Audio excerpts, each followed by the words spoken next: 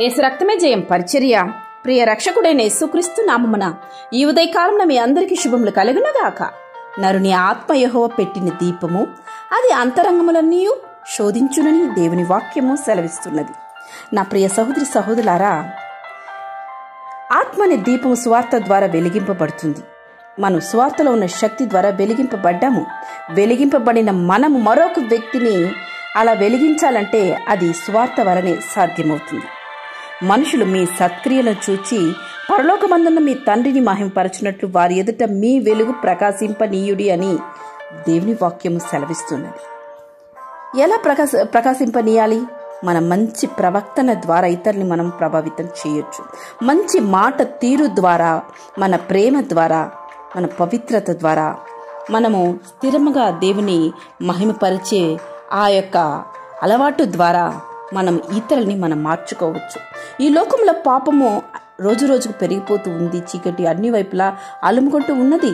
దేవుని నమ్మకుండా, ఆయన ప్రేమ క్షమాగుణను తెలుసుకోకుండా, ఆయన ఇచ్చు రక్షణ భాగ్యాన్ని అందుకోకుండా నశించిపోతున్న వారు ఎంతో మంది ఉన్నారు. కావున చీకటిలో జీవిస్తున్న వీరు వెలుగు సంబంధులుగా మారాలంటే చీకటిలో నుంచి ఆశ్చర్యకరమైన తన వెలుగులోనికి పిలువబడిన మనమే చీకటి జనుల మధ్య నుండి వారి లోకానికి అంటే దీపంగా మనము ఉండి వారిని వెలిగించాలి.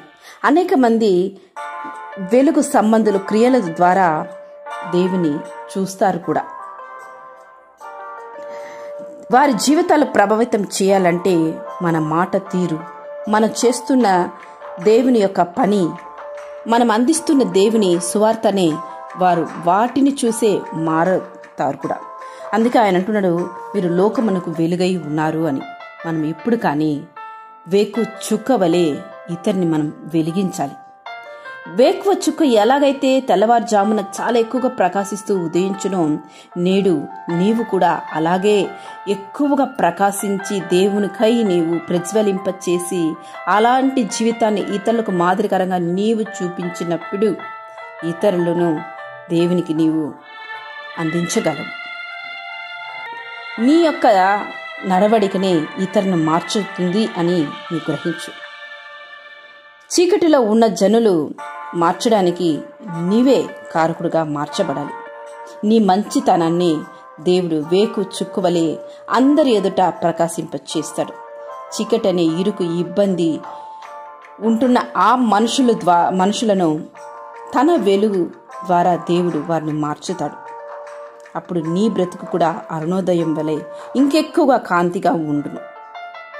దేవుని యొక్క ఆశీర్వాదము నీ మీద కలగాలంటే దేవునికై నీవు వెలిగి ఇతరులను వెలిగించుము. అంత్య దినములు మనం ఉంటున్నాము. నశించిపోతున్న వారిని గూర్చి నీకు భారం హృదయం లేదా? అలా ఉన్నప్పుడు నీవు ఇతరుల కొరకు ప్రార్థించు.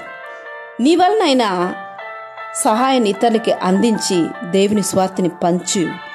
అప్పుడు వారు ఆశీర్వదింపబడతారు, వారు మార్చబడతారు, దేవుని చెంతకు చేర్చబడతారు. ఒక పాపి యొక్క మార్పు పరలోకంలో గొప్ప సంతోషము కలుగును. ఆ సంతోషానికి నీవే కారకుడుగా మార్చబడాలి. ఆమేన్. యేసు రక్తమే పరిచర్యలో మీ సహోదరి. ఆమేన్.